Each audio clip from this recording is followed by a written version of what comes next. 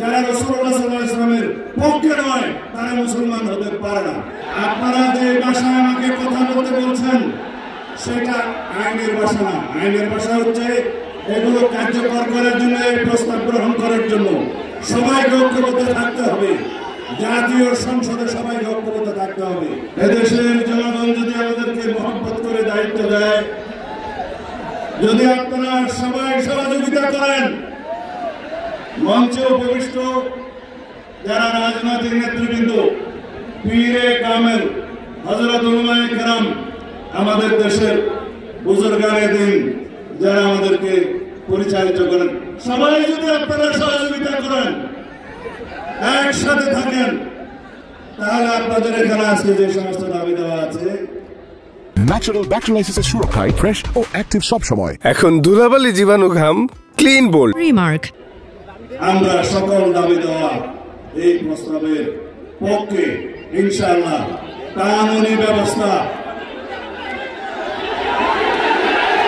আমাকে শেষ করতে দিবেন তো, আমাকে শেষ করতে দিবেন তো। কানুনি সকল ব্যবস্থা জাতীয় সংসদে আলাপ আলোচনার মাধ্যমে গ্রহণ করা হবে ইনশাআল্লাহ।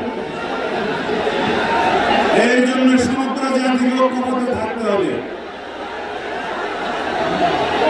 যাই হোক, আপনারা যে ভাষায় আমাকে কথা বলতে বলছেন সেটা আইনের ভাষা না। আইনের ভাষা হচ্ছে এগুলো কার্যকর করার জন্য, প্রস্তাব গ্রহণ করার জন্য সবাইকে ঐক্যবদ্ধ থাকতে হবে। জাতীয় সংসদে সবাইকে ঐক্যবদ্ধ থাকতে হবে এবং সারা বাংলাদেশের মুসলমানদেরকে ঐক্যবদ্ধ থাকতে হবে। আমরা ইনশাআল্লাহ আপনাদের এই প্রস্তাব গ্রহণ করব। আমরা ব্যবস্থার কথা বলতে চাই। আমি আগেই বলেছি, যারা রাসূলুল্লাহ সাল্লাল্লাহু আলাইহি ওয়াসাল্লামের পক্ষে নয় তারা মুসলমান হতে পারে না।